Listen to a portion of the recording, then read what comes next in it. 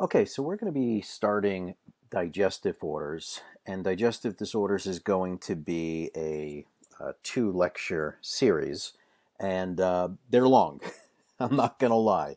Um, let's take a look. We're going to divide it into two parts. Let's do just a brief overview of the digestive system because we're going to be talking about all of these organs, and it's really a good idea just to kind of take a look at all of the different primary digestive organs and the accessory ones. So, when we think of digestion, digestion really starts where? I know most of you said the mouth, and you'd be wrong. So, digestion actually takes place up here. It starts in the brain. Think of Pavlov and the dog, right? Ding a ling a ling, ring the bell, and the dog starts to salivate because the dog thought that the dog was going to get food.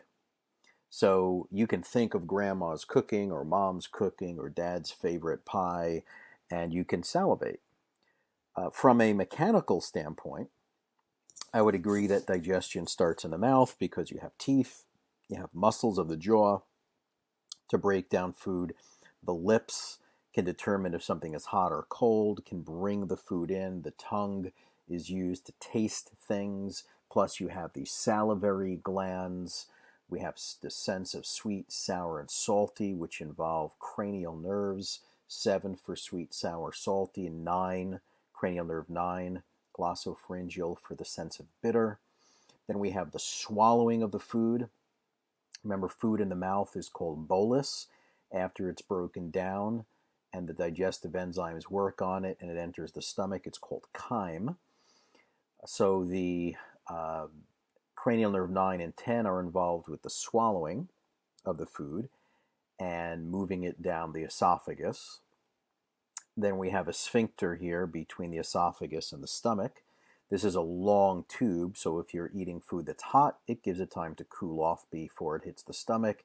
If it's too cold, it gives it a chance to warm up before it hits the stomach. There is a lower esophageal sphincter, also known as the cardiac sphincter, between the lower esophagus and the stomach. Top of the stomach is called the fundus. Here's the body of the stomach. Down at the bottom is the pyloric region where there is a pyloric sphincter that allows food to empty from the stomach into the beginning of the small intestine. The small intestine has these three parts, duodenum, jejunum, and ileum. The beginning, the first 10 to 12 inches, is the duodenum. When there's fat that enters the duodenum, cholecystokinin is a enzyme that acts on the gallbladder, makes the gallbladder contract, and it squeezes the contents out here like bile and phospholipids and water, and that all of those enzymes act on the fat to emulsify it and to break it down. The bile that's stored in the gallbladder is produced here in the liver. We'll talk about the liver in a lot more detail. We'll talk about the gallbladder, the stomach, as well as the pancreas in a lot of detail. We'll talk about the stomach also in more detail. There's a lot of cells in here that are involved in producing, we'll talk about the parietal cell that makes hydrochloric acid and intrinsic factor. This stuff is all review. You should know this from anatomy and physiology. We'll talk about the chief cells that make pepsinogen. We'll talk about the conversion of that. We'll talk about the pancreas. We know that it is a mixed gland. It's not just endocrine, but actually the majority of the pancreas is made up of acinar cells, which produce digestive enzymes. They produce sodium bicarbonate. They produce proteases and carbohydrases and lipases that also enter the duodenum to help break down the food. Okay, then we have the large intestine or the colon. There is the ascending colon, transverse colon, descending colon, sigmoid colon. Then we have the rectus or rectum, and then the anus. We have an outpocketing of the ascending colon here called the cecum, which means blind pouch, and then the vermiform appendix comes off of that. Off to the side here, you have your spleen, which is part of the lymphatic system. But the pancreas, gallbladder, and liver, these are accessory organs of digestion, but they're main players. Okay. Also, I think it's important to review the different parts of the GI tract.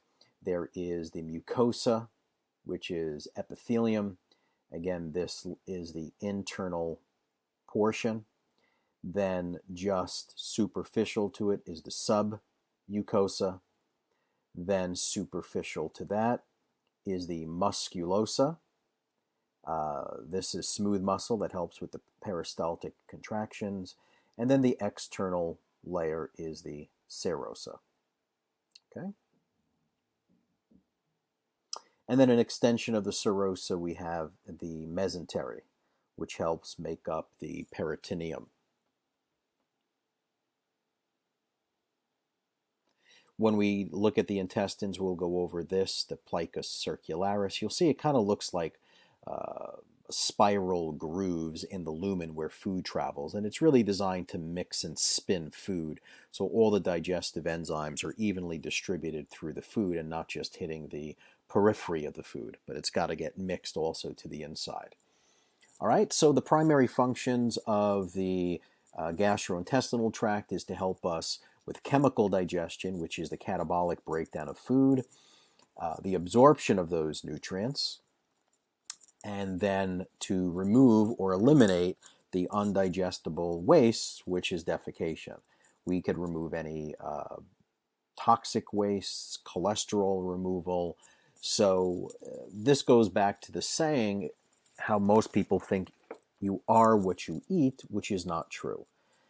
You can swallow a quarter. You eat the quarter. You swallow it. It doesn't become you. You end up pooping it out.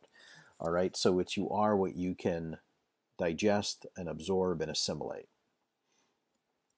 Okay. So in this lecture today, we are going to talk about some symptoms describing vomiting, the process of vomiting. We'll talk about elimination, problems with elimination, either diarrhea or constipation. We'll talk about some common infections of the mouth. We'll talk about difficulty in swallowing, dysphagia. We'll discuss hiatal hernia. We'll talk about gastritis, acute and chronic gastritis. We'll talk about peptic ulcers, gastric cancer, talk briefly about dumping syndrome, and then pyloric stenosis. All right, so in the first part, we'll talk about some of the common digestive manifestations, some of the diagnostic testing, and some basic treatment for these disorders. So these may be some signs of a digestive disorder, okay? So if there is a systemic infection, if there's uremia, if there's an emotional response, if there's motion sickness, if someone's feeling pressure on the brain, or the overindulgence of food, if there's pain, these may be signs of digestive disorders, okay?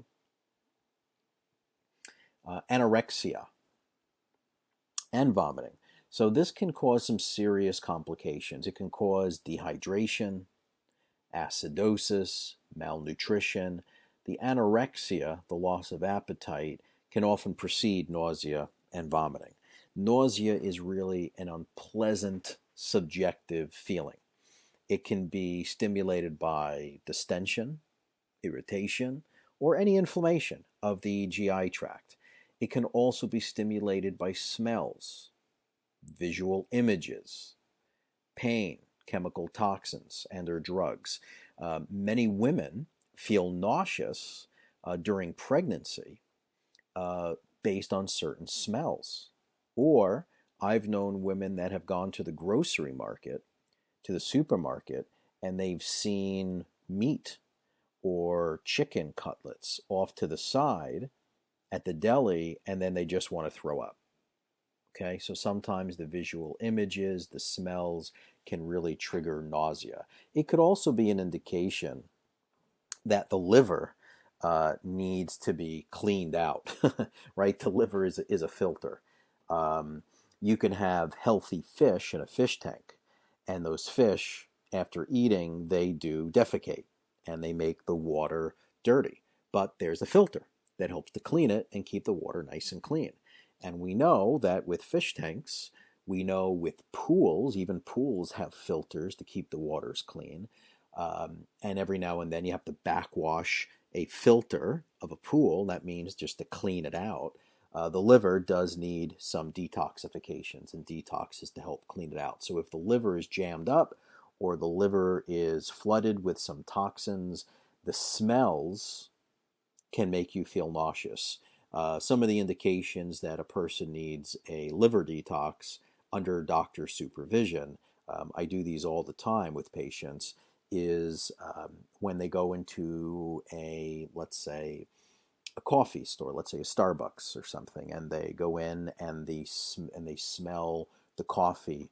Don't forget, anything that you breathe in ends up going into red blood cells. They carry that, and they carry blood into the liver to clean it out. If someone is walking behind someone and they're smoking and they feel nauseous, or someone has a heavy perfume or cologne and they breathe that in and they get a headache right away and they feel nauseous, these are indications that the liver needs to be detoxified. I do not recommend Googling this or going on YouTube and going, how do you do a liver detox or a liver flush? This really should be done on doctor supervision, because many people get very, very sick when they try and do a detox on their own. And I do have an image that goes through this, so we'll go through it together. Vomiting is known as emesis, and the vomiting center is located behind C1 and C2 vertebra in the part of the brainstem called the medulla. It coordinates the activities involved in vomiting. It also is involved in protecting the airway during vomiting, so you don't get an aspiration of the acids and the vomit. It's a forceful expulsion of chyme from the stomach. Remember I said when you're chewing food, it's bolus in the mouth, but with all the digestive enzymes, it ends up going into the stomach, and then we end up referring to it as chyme. Okay? The vomiting center activation, this can be caused by distension or irritation of the GI tract. It could be stimulus from parts of the brain, again, due to unpleasant sights, smells, or even ischemia to certain parts of the body. There are people that get a poor blood supply to the cerebellum, ischemia, and then they feel off balance, dizzy and woozy, and they feel it involves feeling nauseous and then throwing up. Pain or stress, even the inner ear. There's many patients that I treat that have benign paroxysmal positional vertigo, which gives them the feeling of spinning, and many times, I do have to keep a garbage can nearby my treatment table, because as I'm treating them, in order to fix them, it does bring it out and get them a little bit nauseous at first. Increased intracranial pressure, that can result in sudden projectile vomiting, and the stimulation of some chemo receptors. That could be stimulated by drugs, toxins, or even chemicals.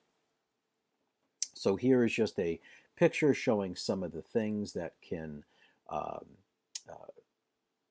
trigger the vomiting. So we have a stimulus that comes into the medulla.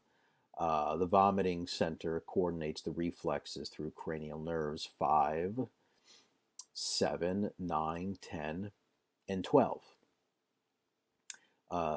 Let's see, where's number 3? It creates hypersalivation, sweating, and tachycardia. These all involve these cranial nerves. So when we talk about cranial nerve 7, that deals with salivation. When you talk about cranial nerves 9 and 10, that helps to open up the muscles of the throat and create the peristaltic contractions.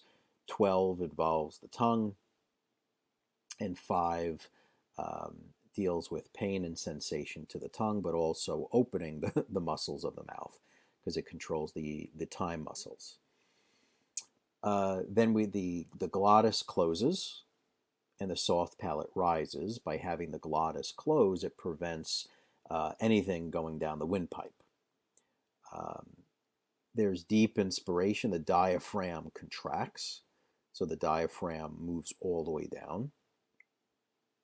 The gastroesophageal sphincter and the fundus of the stomach relax. This opens up, and allows this reverse peristaltic wave to move up in this direction. Right? The abdominal muscles contract forcefully.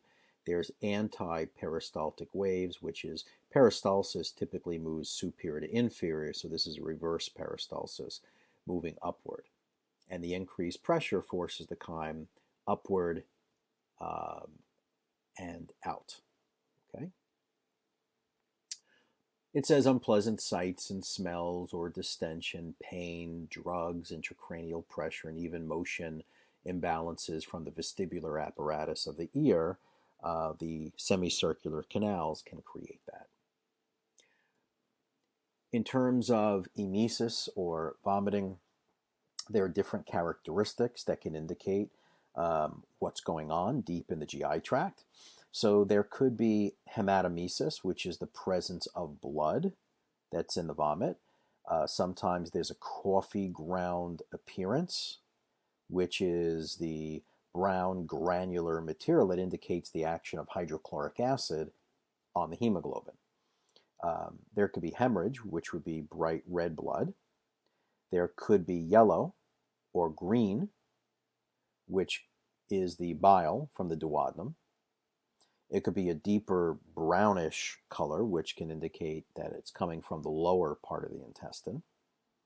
And it could be recurrent vomiting of undigested food. And that could be a problem with the gastric emptying, right? If it's undigested, it probably didn't even make it past the stomach. Bulimia is an eating disorder, and it's characterized by this binge eating. So they overeat, and then it's followed by induced vomiting. And they take laxatives or they starve themselves. They do this to avoid weight gain. It's the perception of how they see themselves, which is a brain disorder. The way they look and see themselves, no matter how skinny or thin they may be, they're obese in their mind's eye.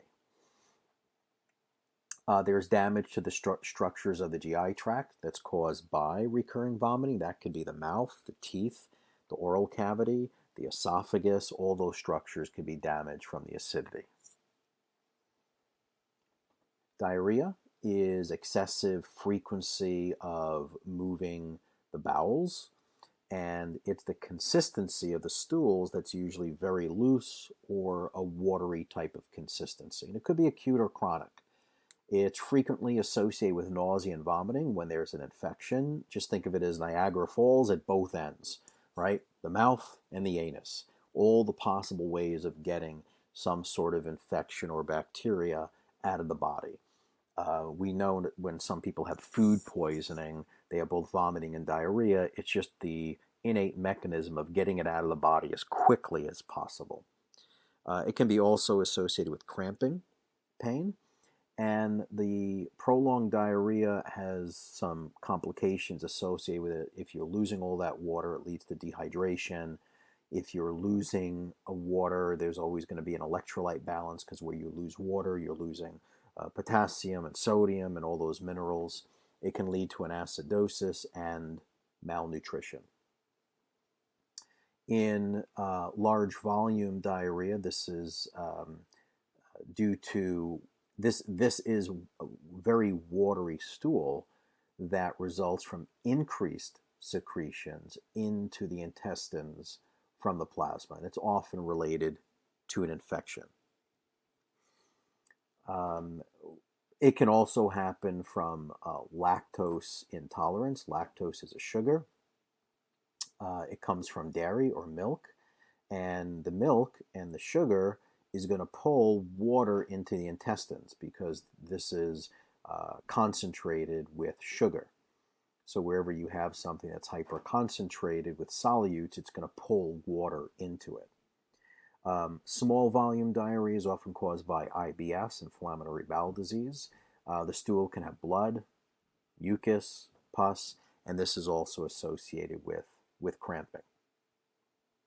When there's diarrhea, you have to think about osmotic pulling of water, right? It's pulling water out of vessels into the intestines and colon. This word statorrhea is fatty diarrhea. It's frequently bulky, it's greasy, and loose stools. That is statorrhea. It's a form of diarrhea. It's also associated with a foul odor. It's often seen with malabsorption syndrome, such as celiac disease. We'll get into celiac shortly. And the fat is usually the first dietary component that is affected. The presence interferes with digestion of other nutrients. And the abdomen is often full or distended. In terms of blood in the stool, there's frank blood, occult blood, and melena. Okay, so frank blood is, you can see this. Someone goes to the bathroom, when they wipe, they'll see blood not only in the toilet, but on the toilet paper. This is usually from a lesion in the rectum or in the anal canal. Occult blood, on the other hand, this is hidden. It's microscopic. It's only detected through stool sampling or stool tests, and it could be caused by these small bleeding ulcers. A melena is a dark-colored, tarry, right, black and tarry stool, and it could be a result of a bleed in the upper digestive tract. Gas can be caused from swallowing excessive air. Could also be seen when people are in pain. They're usually gasping from air. So it's also caused by the bacterial action on food. So if there is an imbalance to the bacteria in the stomach, it could result in excessive gas. Also, eructation, that's the term. That means burping. There'll be borbigmus. Borbigmus is the sound that gas makes as it's moving through the intestines. Borbigmus, okay? You would have to use a stethoscope to actually hear these bowel sounds, okay? And there's a normal amount that one should hear. Otherwise, they'll say that there could be neurological damage or paralysis. They'll call it paralytic iliacus, okay? Constipation, this is the opposite of diarrhea, right? This is less frequent bowel movements that's normal. The stools are quite small and hard. It could be acute or chronic, and it's usually a result of decreased peristaltic activity and also a result of decreased fluid in the body. That can lead to constipation. Now, there are certain conditions where the individual goes from periods of diarrhea to periods of constipation. Constipation, diarrhea, diarrhea, constipation. We call that irritable bowel syndrome. When someone is constipated and they're straining, it can cause hemorrhoids. It can cause anal fissures, these little tears, and diverticulosis or diverticulitis. Diverticulosis is the presence of diverticuli. When they become inflamed and infected, they're called diverticulitis. Some of the other causes of constipation, the weakness of the smooth muscle, right? As a person ages, the smooth muscle that's involved in propulsing or moving the bowel out of the colon becomes weaker, as all muscles in the elderly can weaken and break down. Also, inadequate dietary fiber, decreased magnesium. Foods that are rich in magnesium. Magnesium is a muscle relaxant because it really does regulate calcium moving into muscle cells. Magnesium can relax the smooth muscle of the arteries, lowering blood pressure. It can dilate, create bronchial dilation to ease the symptoms of asthma and wheezing. It can be given to people who are constipated, and it relaxes the smooth muscle around the colon. In fact, when I prescribe magnesium to my patients to treat other things, and I always talk about side effects or adverse reactions, the only adverse reaction one has to magnesium is if the amount of magnesium they're taking is too much. It creates bowel intolerance. So I tell the patient, let's start at 600 milligrams, and if it creates loose stools, decrease it 100 milligrams. If 600 milligrams is good, up it to 700. If that's good, up it to 800. If 800 creates loose stools, down it to 700. That's how they find the right dosage for them. Okay, magnesium is such an important mineral. It's involved in over 300 different enzyme reactions in the body, and it creates so many different, it's associated with so many different diseases of the body, especially of the mitochondria. It's called mitochondrial dysfunctions. And mitochondrial dysfunctions are associated with things from migraine headaches to attention deficit to diabetes to asthma, so many different illnesses. It's called a mitochondrial dysfunction. What else? Inadequate fluid intake can cause constipation. Immobility, just not moving. Neurological disorders. Taking pain medication like opiates will constipate people to the point where they'll have to take laxatives. Antacids can do it. Even iron supplementation can constipate people, and obstruction around the colon, such as tumors or strictures.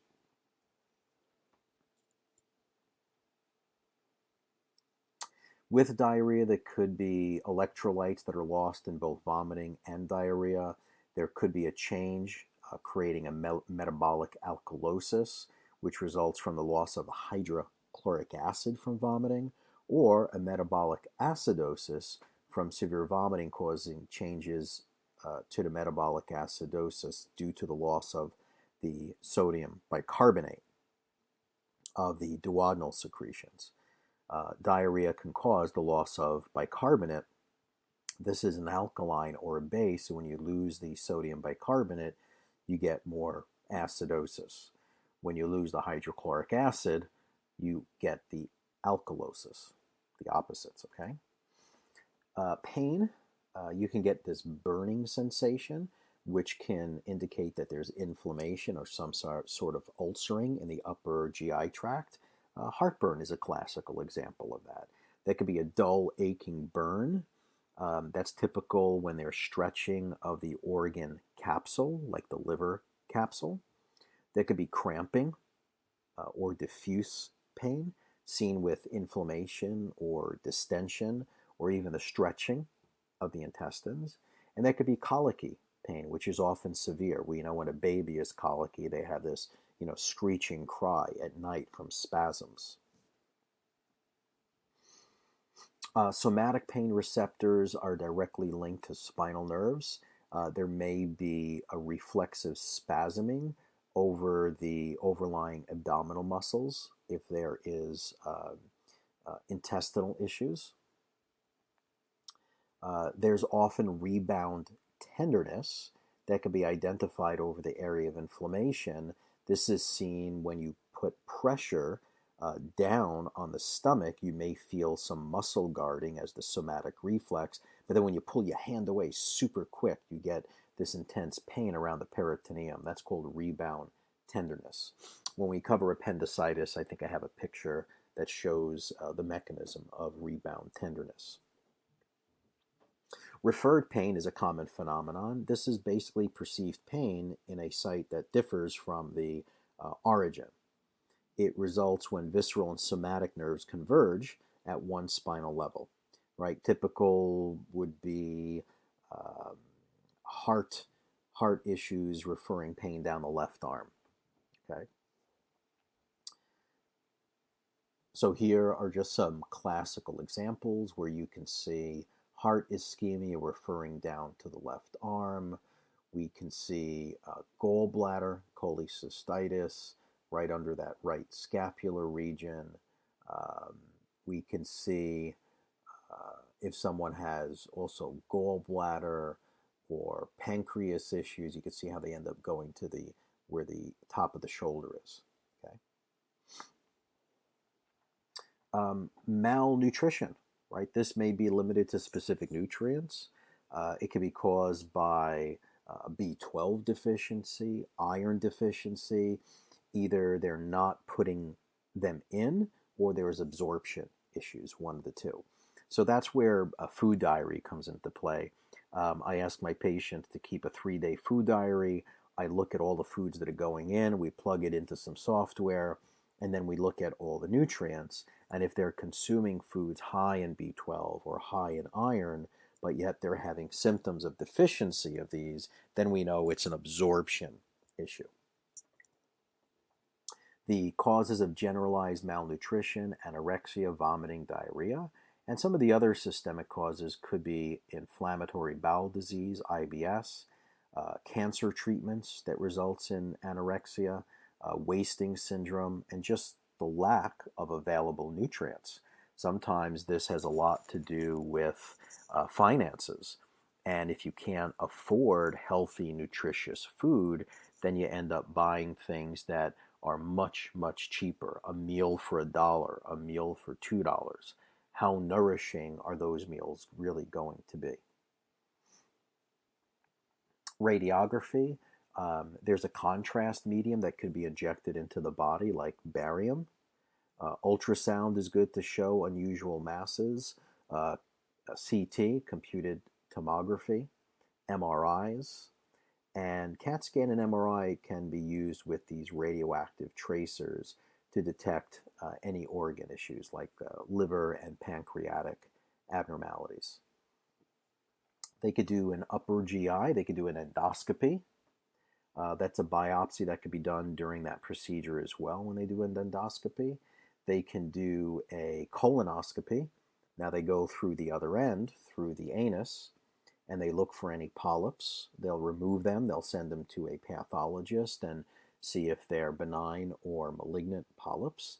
They can also do stool samples where they send them to a lab and they check for any infections, any undigested food, parasites, ova, occult blood, and then simple blood tests that can look at liver function, pancreatic enzymes, liver enzymes, and cancer markers as well. Then there are ways to modify their condition by modifying the diet. There are some people that need a gluten-free diet to treat celiacs. There are people that need to reduce the amount of alcohol or coffee. There are some people that need increased fiber. There are some people that need to stay away from fiber. There are anti-inflammatory diets. There are gluten-free diets. There are Mediterranean diets. There are carnivore diets. There are Paleolithic diets. There are vegetarian diets. It comes down to the right tool for the right job. Is a vegetarian diet for everyone? Absolutely not. Absolutely not. It's helpful for many, many people, but there are people who have become very, very sick on vegetarian diets. Again, it's the right tool for the right job. There are people that build up antibodies to vegetarian foods. So when people make these blanket statements that, oh, a Paleolithic diet is the best, or vegan diet is the best, carnivore diet is the best, maybe the best for that individual. And each of us are designed differently. We have different demands and different needs. So simple rules: if someone is eating a diet that is low carb and high fat and they're not doing well, I just say reverse it. Go low fat, high carb, and let's see what happens, right? Just go to the extreme opposite. Simple, simple rules. If it's working, stick with it. If it's not working, do a complete shift and let's see what happens. Stress reduction. There's also like anti-inflammatory diets and anti-candida diets. These are all documented to help patients with so many different diseases. Um, there is a huge movement that shows that so many different diseases come from the GI tract, which is why we're spending a lot of time on it. There are issues of, let's say, a leaky gut or intestinal permeability, which is damage to the epithelial lining due to putting in the wrong type of foods for so many years, or overuse of antibiotics, or fried foods and alcohol and medications. Um, those foods can damage the epithelial lining, and when they damage the intestines, the epithelial cells, which have these tight junctions, start to separate, and foods from the intestine and proteins can leak out of the intestines into systemic circulation. And when you have proteins in the blood that don't belong there, that are larger than what they should be, the immune system attacks it. It attacks the vibration of that food, as well as anything that resembles the same frequency of that vibration of that protein. So if it's attacking gluten, or it's attacking wheat, or it's attacking walnuts or peanuts, it attacks other proteins that are similar to that vibration. Maybe it attacks the cartilage of the joints. That's rheumatoid arthritis. Maybe it attacks the thyroid, causing a Hashimoto's, right? So it's really important to look at the gut and say, whoa, could they be putting something in the system that their body doesn't like, and it's mounting an immune response, and at the same time it's creating inflammation, making other inflammatory diseases worse. Okay, that's food for thought, no pun intended. These are some drugs that are used to treat digestive disorder. Some people use antacids to relieve the heartburn. An antacid just is against the stomach's ability to produce the acids in the stomach. So heartburn is pyrosis. Antiemetics, remember, emesis is to vomit or to throw up, so anti-emesis or antiemetic is relieve vomiting. Laxatives or enemas to treat constipation. The problems with that is you lose a lot of minerals and electrolytes. And anti-diarrheas are the opposite of laxatives. This reduces the peristaltic contraction and is designed to relieve cramps and avoid the diarrhea. Sulfasalazine, these are anti-inflammatories and antibacterials that are used for acute bouts of IBS or irritable bowel syndrome. There are antibacterial drugs like erythromycin or azithromycin, and these are used to treat H. pylori infections, and oftentimes these could be combined with a proton pump inhibitor. Very, very common. They'll call it triple therapy when they use all three things to treat an H. pylori infection. A sucralfate, these are coating agents. They help to create a mucosal barrier in the stomach that could be broken down from the overuse of NSAIDs. Remember, non-steroidal anti-inflammatory drugs block prostaglandins, but the purpose of prostaglandins is to help create a mucosal barrier in the stomach, and that mucosal barrier is designed to tolerate and to resist the acidity in the stomach, that hydrochloric acid. Then there are anticholinergic drugs. These reduce the PNS activity, the parasympathetic neural system. Remember, parasympathetic is what activates the digestion. It reduces secretions and motility. Then there are histamine 2 antagonists that are useful for gastric reflux disease. Histamine type 2 is what stimulates the parietal cell. When the parietal cells are stimulated, they release hydrogen. The hydrogens that are released links up to chloride. You get hydrochloric acid. Proton pumps, hydrogen is a proton. So when you take PPIs or proton pump inhibitors, you reduce the gastric acid secretion by eliminating the hydrogen to link up to the chloride to get hydrochloric acid. Okay, so this is just a review. You can look at the different classifications of some of the medications. These are some of the classical examples, and then the action of mechanism of how they work to alleviate symptoms. Disorders of the oral cavity. There's something called aphthous ulcers. These are inflammatory lesions. They're like sores, cold sores. They could be on the lips, they could be on the inside of the lips, they could be on the corners. Sometimes it could be caused by toothpaste and mouthwash. There's something in it called sodium lauryl that can create it. Food sensitivities can cause it. Being deficient in B12, B9, which is folic acid, zinc, or iron, H. pylori, stress, hormonal shift during the menstrual cycle, IBS, and immunosuppressants can all be triggers of these aphthous ulcers. They are small, painful lesions. They can affect the buccal mucosa, the floor of the mouth, and even the soft palate. You can see them on the lateral sides of the tongue as well. They can show up as a red macule initially, and then have this little ulcer in the center that develops. And then you'll see this white center with the periphery of the red border. And they can heal spontaneously. So here's the white center, and here's the red periphery. Candidiasis, or candida, which is Candida albicans. It's often part of the normal microbiota or residential flora. It's an opportunistic organism. Oral candida, known as thrush.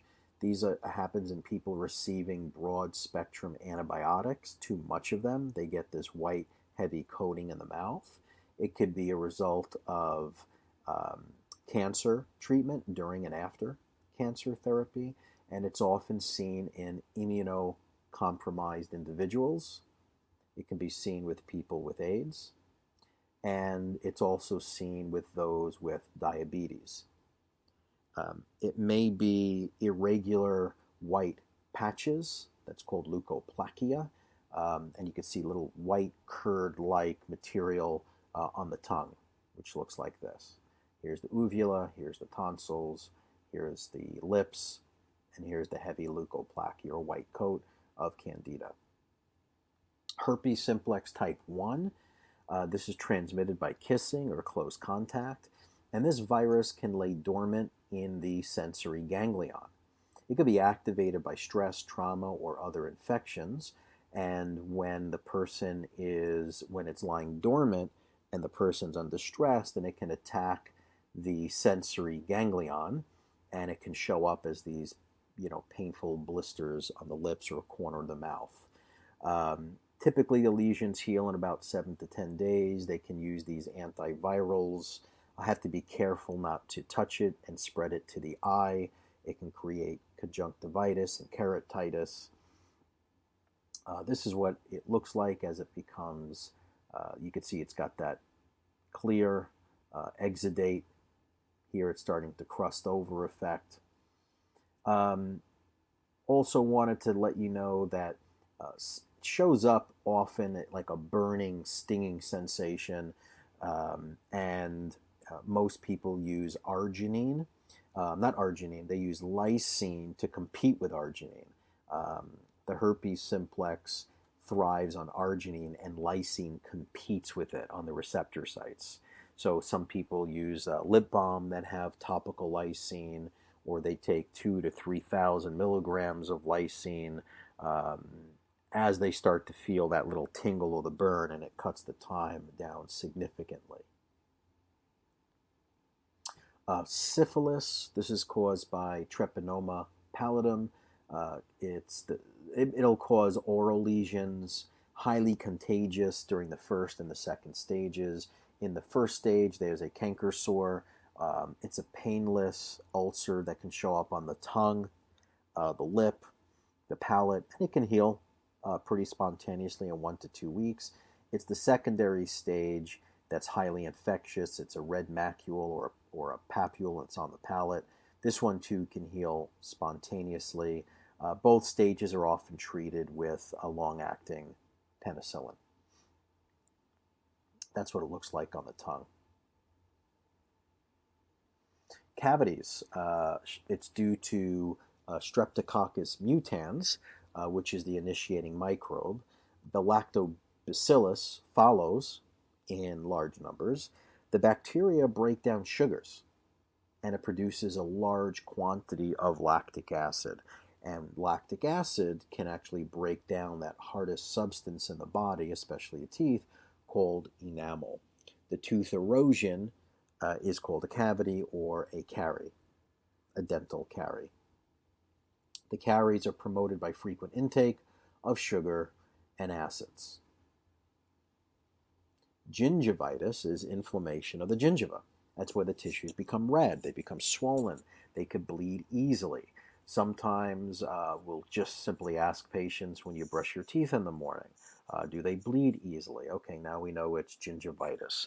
From a nutritional perspective, vitamin C deficiencies typically result in easily bleeding gums when you brush them. It can also be a result of accumulated plaque, inflammation of the gums from plaque. It's from inadequate oral hygiene. It can also be from toothbrush trauma, just resulting from improper or very hard and excessive brushing. It can create extensive grooving on the tooth surface and also increase plaque retention and underneath the teeth as well. That can cause gingivitis. Periodontal disease, this is infection and damage to the periodontal ligament and bone. If you remember back to the teeth, there is a ligament that holds the tooth to the alveolar part of the maxilla or mandible. So periodontal disease is infection and damage to the periodontal ligament and the bone. It's a predisposing condition to gingivitis, again, caused by microorganisms as a result of poor dental hygiene. And then there's the reabsorption of bone and loss of the ligament fibers, resulting in the weakening attachment to the teeth. And then you'll end up with tooth loss from the socket. Remember, the socket is called the alveolar socket. That's healthy teeth, and that's periodontal disease. That's plaque.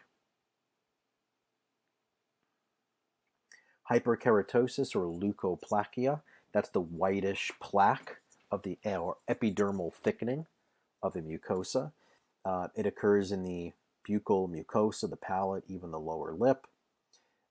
It can be related to smoking as well, and the lesions do require monitoring because epithelial dysplasia beneath the plaque may develop into squamous cell carcinoma. That becomes malignant. So here, leukoplakia, this is the white plaque buildup on the tongue there. Oral cancer, remember squamous cell carcinoma, that's the most common one.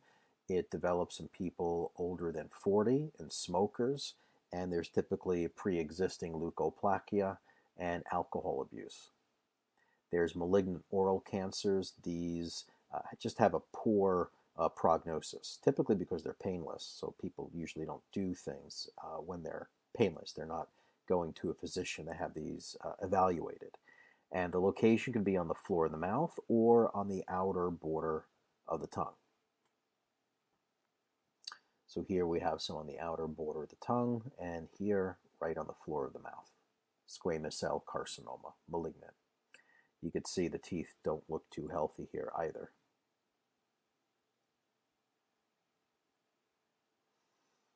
Kaposi sarcoma, this is always associated, anytime we see these Kaposi lesions, they're found and associated with AIDS patients. It's brownish purple macular lesions that become nodular. On the lip cancer, these have a little bit of a better diagnosis. They're easier to see, they're easier to find, they're common in smokers, particularly those that are pipe smokers. Not something that's too common these days, but it used to be. So here it is, the lip cancer here, and you can see the Kaposi's up here on the top. See all this silver? Very dangerous. Lots of mercury. These are loaded with mercury. You can look at this old YouTube video. I used to show it to my anatomy and physiology class, still show it when we do digestion. You could type in the keywords smoking tooth, and they'll show you like a 25, 30-year-old tooth with a mercury filling in it, and they'll use this efflorescent light behind, and they'll put different stimulus on the filling and show you the vapors coming off of this 25, 30-year-old tooth. Everything from something simple like rubbing an eraser against it, scratching it, putting it in hot coffee. All of these things activate this, and when you have mercury so close to the brain, I just don't think it's good. I had mine removed years ago. There are special trained holistic dentists that are trained to remove the mercury. Anyone that has any type of neurological illness, whether it's Alzheimer's, dementia, should absolutely have these things removed by a certified dentist trained in it. Saliodentitis, this is inflammation of the salivary glands, whether it's infectious or non-infectious. The most commonly affected gland would be the parotid gland. When it is an infection, a viral infection of that, we call it mumps. Non-infectious parotitis, often seen in older adults who have that dry mouth, or just they lack the adequate fluid intake and poor oral hygiene. Let's look at some disorders of the esophagus. Dysphagia is painful swallowing or inability to swallow. They have trouble chewing food and then just swallowing it.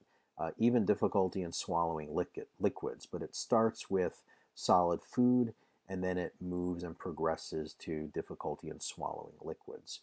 Could be caused by neurological deficit, could be caused by infection, stroke, or brain damage, especially if there's brain damage to the part of the brainstem called the medulla, simply by subluxation or slight irritation of the C1 and C2 vertebrae, because they'll put pressure on the medulla.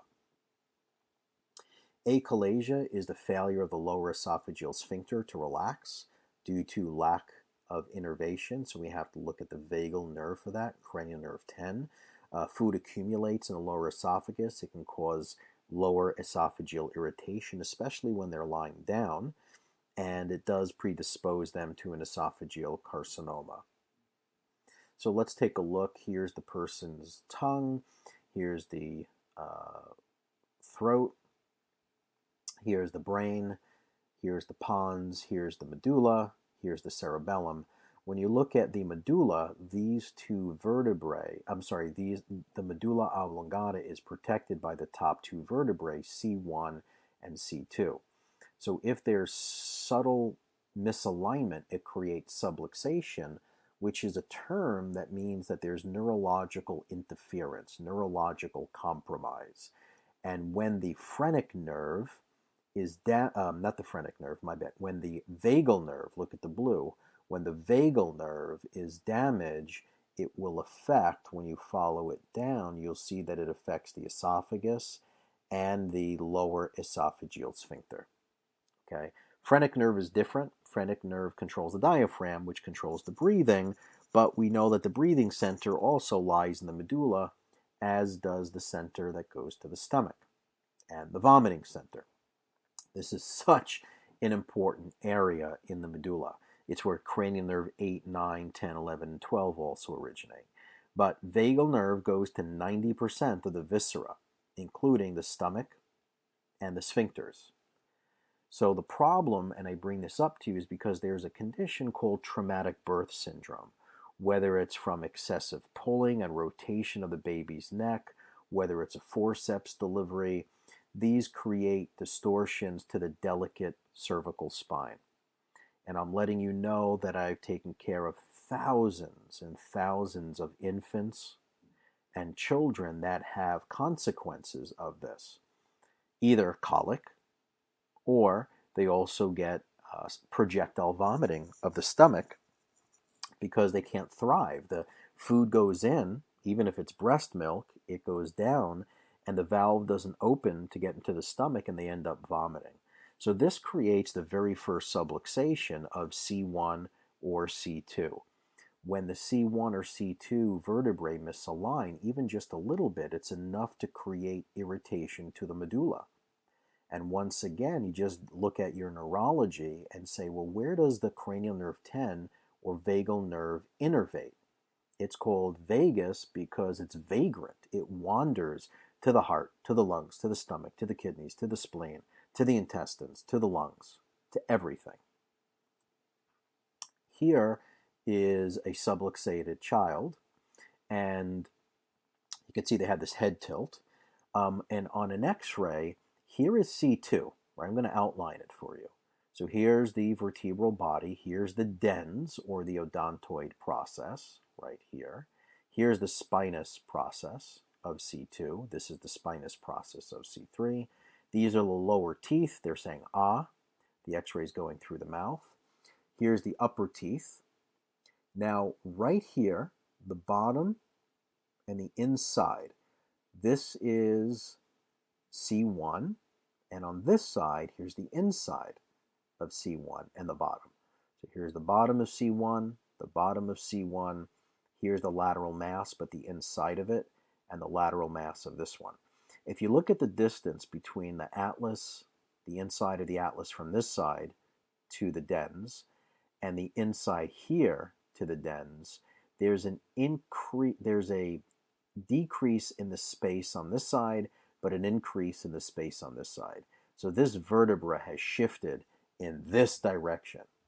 If this was their left, it definitely moved to the left. And that's going to put pressure on the brainstem. That could easily create a lot of digestive disorders.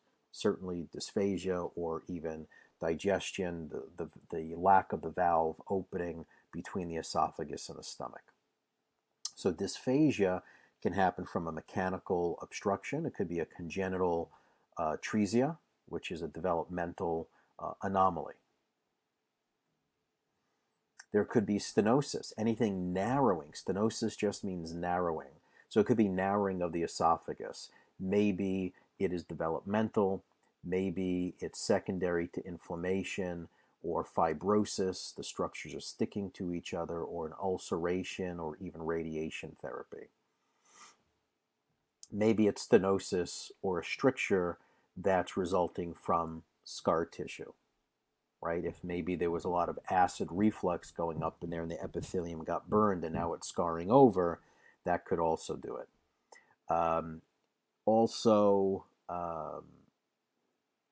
That's enough. Now you can have esophageal diverticula, which is an outpouching of the esophageal wall.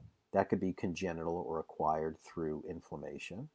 The signs of esophageal diverticula: dysphagia, difficulty in swallowing, bad breath, cough, hoarseness of the throat, possibly even tumors. The tumors can be internal or external, creating a constriction, or it's internal, that's decreasing the lumen of the esophagus for food to go down.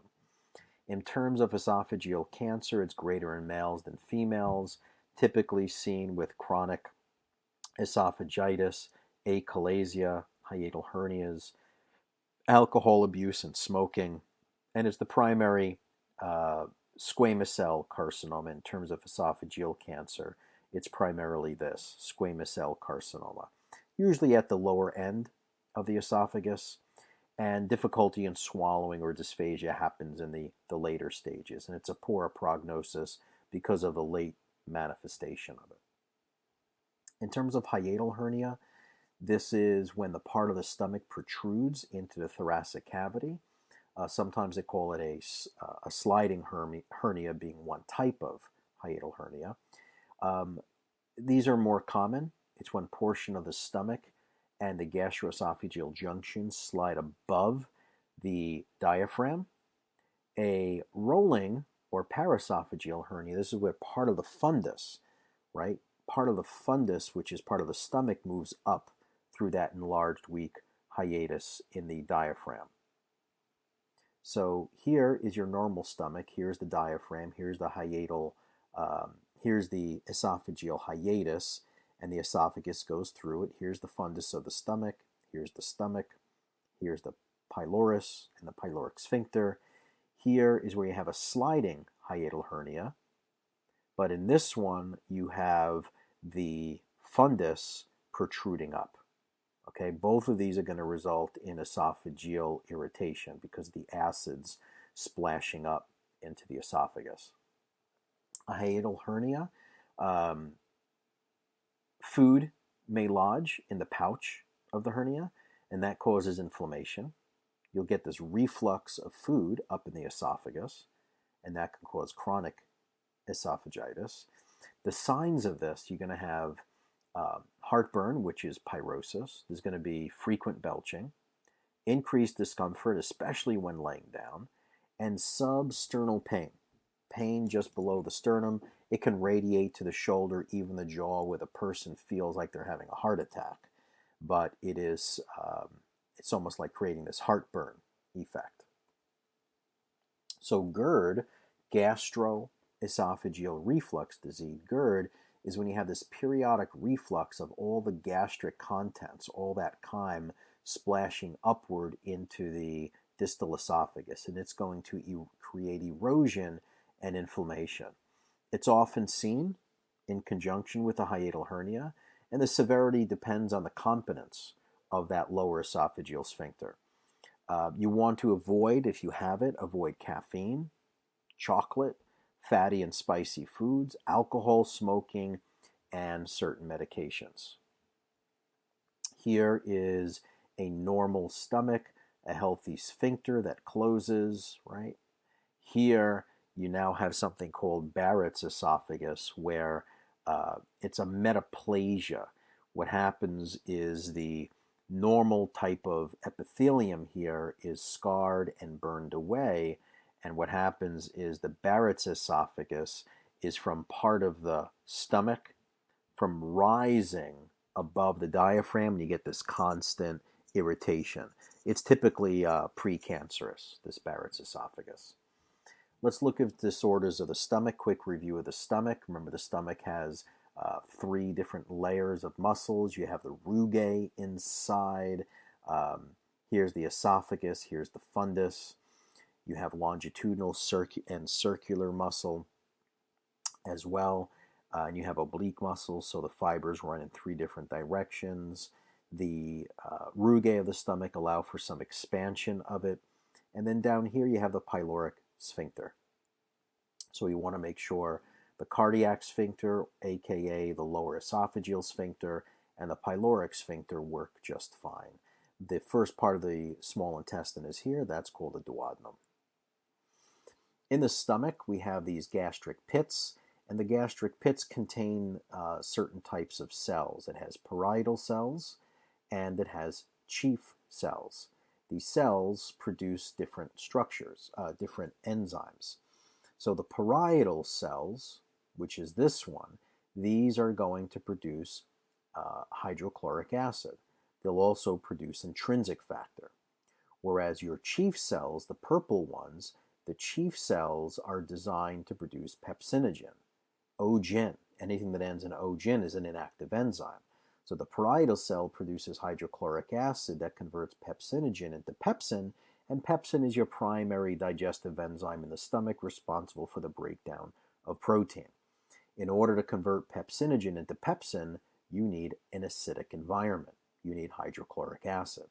So when people consume antacids and they block this, you have difficulty with pepsin breaking down your protein. That's a major problem. Let's go back here. Acute gastritis is when the gastric mucosa is inflamed, and that can result from an infection by microorganisms, allergy to foods, spicy or irritating foods, an excessive amount of alcohol, aspirin or NSAIDs, the ingestion of any type of corrosive chemical or toxin, as well as radiation or chemotherapy. Some of the symptoms of acute gastritis. So the basic signs are anorexia, hematemesis, remember the bleeding, and epigastric pain, cramping, you have bleeding, and then you have your loss of appetite. So anorexia, hematemesis, right, coughing, throwing up blood, and epigastric pain. Okay. Chronic gastritis, this is characterized by atrophy of the stomach mucosa. And when you have uh, atrophy of the stomach mucosa, you're going to have decreased secretions. This is because you're losing the secretory glands. That's where they're located. They're located in the lining of the stomach. You're going to have reduced production of intrinsic factor. As a result, you're going to have H. pylori infections. And the signs here, mild epigastric discomfort, anorexia, and the intolerance for certain foods. There's going to be increased risk of peptic ulcer and gastric carcinoma with chronic gastritis. So chronic gastritis is when there's atrophy of the stomach mucosa with decreased secretions. With acute gastritis, you get anorexia, hematemesis, and epigastric pain.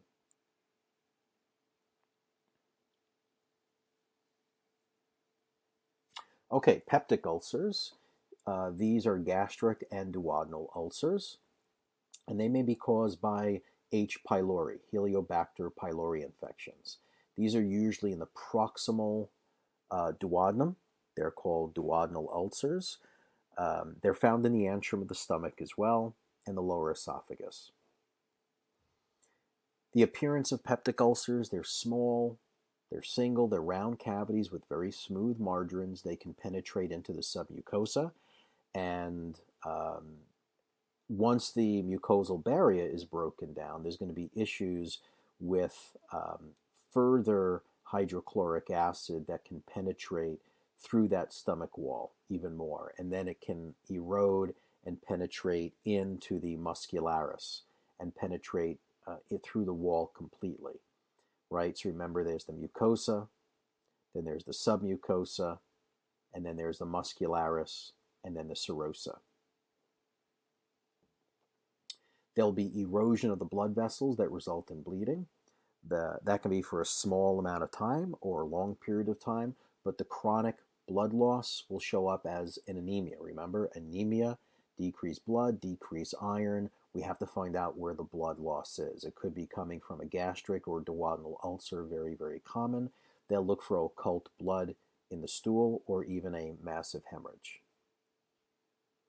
Ulcers develop resulting from either the breakdown of the mucosal barrier or an excessive hydrochloric acid, right? So it's either too much HCl and you don't have enough mucosal barrier to protect it, okay? Or you have too much of the mucosal breakdown of that barrier with normal hydrochloric acid. Gastric ulcers are common from mucosal defense breakdown, and duodenal ulcers are more common with increased acid production.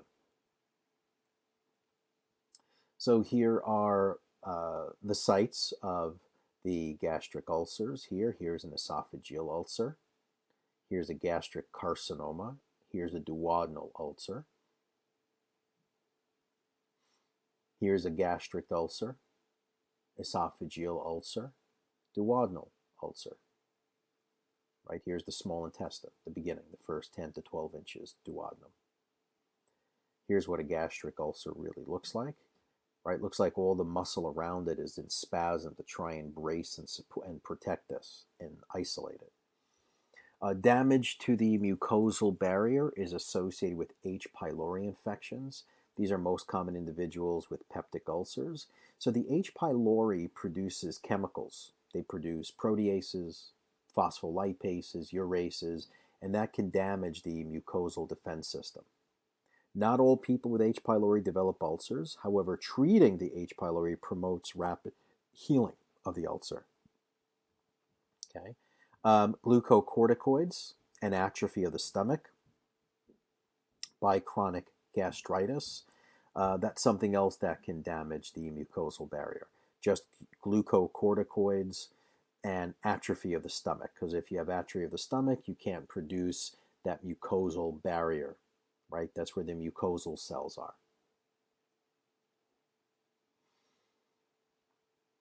Damage to the mucosal barrier is associated with inadequate blood supply, so it's caused by vasoconstriction. Anything that can cause vasoconstriction. Smoking is a vasoconstrictor. Shock, stress, scar tissue, these are all vasoconstrictors. That will interfere with the regeneration of the epithelium. Epithelium by itself should heal. It's a quick turnover. Epithelium has the ability of regenerating every 2 to 5 days.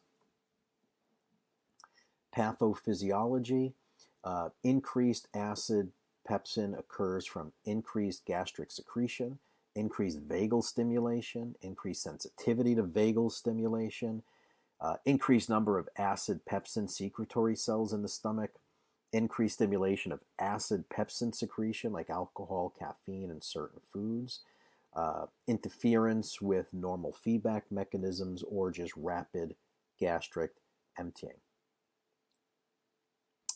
What are some of the complications of a peptic ulcer? Hemorrhaging, perforation, and obstructions. Hemorrhaging caused by erosion of the blood vessels. Perforation, the ulcer erodes completely through the wall, and then chyme can enter the peritoneal cavity, and that results in a chemical peritonitis, or obstruction from the formation of scar tissue. Epigastric burning or aching, that's around 2 to 3 meals after the meal is eaten. The pain is relieved by the ingestion of antacids and sometimes food. Spicy food will initiate it. Person will experience heartburn, nausea, vomiting, and even weight loss. Okay. Some of the diagnostic tests to pick up gastric and duodenal ulcers, they'll do an endoscopy. They can do a barium X-ray, or they'll do fiber optics or endoscopic biopsy. They'll do an endoscopic biopsy after the fiber optics go in. Okay. The treatment is usually an antimicrobial therapy. They want to eliminate the H. pylori. They'll do the triple therapy. They use medication to reduce the acid secretion, and just anything that can be done to reduce the exacerbation factors, chocolate, caffeine, alcohol, stress, smoking. So here is an erosion through the mucosa. Now you have it going through the mucosa and the muscularis and the submucosa. Now you have even going deeper, tunica muscularis, extremely, extremely painful. So remember the beginning of the intestines, that's the duodenum. Then you have the jejunum, and then you have the ileum. And after the ileum, you have the colon. So this is the ileocecal valve. This is the cecum. Here's the appendix, ascending colon, transverse colon is cut, descending colon, sigmoid colon, rectum. Gastric cancer. This arises primarily in the mucus glands. Primarily in the antrum or in the pyloric area. Now, some of the causes of gastric cancer: H. pylori, high incidence, a diet with smoked foods, heavy nitrites, nitrates, genetic factors, meaning there's an increased familial history, people with type A blood types, and chronic gastritis, all known to cause gastric cancer. The progression of it, early carcinoma, it's confined to the mucosa and submucosa if you catch it early. In the later stages, it goes into the muscularis and eventually into the serosa, and then it starts to spread to the lymph nodes and gets all over the place. It's asymptomatic in the early stage. Often the prognosis is poor on the diagnosis because it's often at the later stage. The symptoms are vague until the cancer is advanced, and you have indigestion, weight loss, fatigue. You know, if there's anything that you can get from this class, you've seen it over and over and over. Indigestion, weight loss, unexplained weight loss, tired. We see this a lot with cancer over and over and over.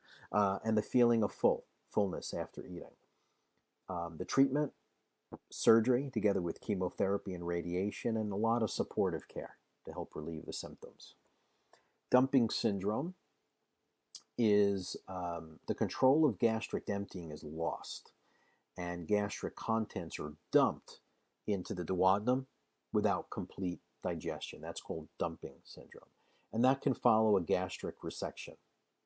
There is hyperosmolar chyme that draws fluid from the vascular compartment into the intestines. So you have it's very concentrated in that area.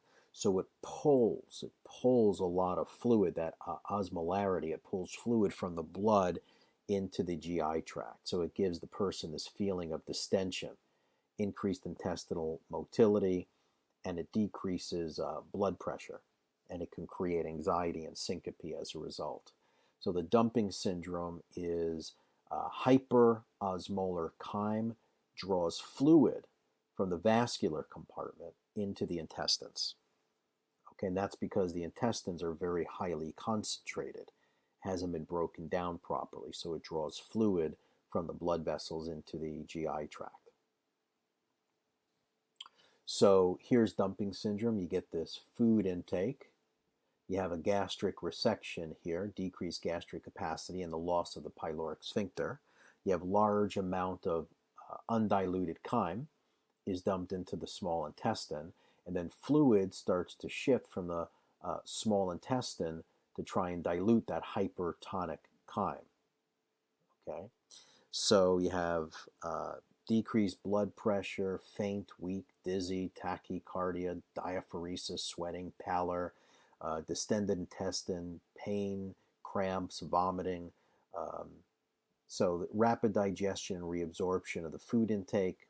You have hyperglycemia, and after the hyperglycemia and the increased insulin secretion, you get this crazy dip.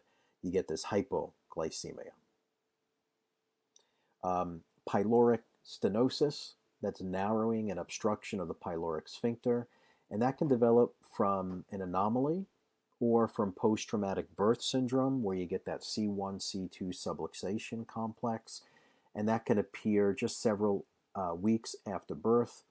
You get projectile vomiting immediately after feeding, and I'm going to show you what that looks like. Surgery will be required if it's an anomaly, but a C1, C2 subluxation needs a specific chiropractic adjustment to remove that nerve interference from the brainstem. So what happens is that baby is born, forceps delivery, crazy torsion or twisting of the cervical spine to pull the baby out, subluxates the atlas, and it interferes with those sphincters.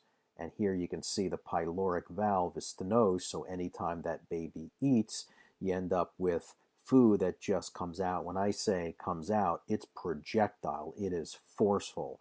That's where the baby's upper cervical spine needs to be properly evaluated.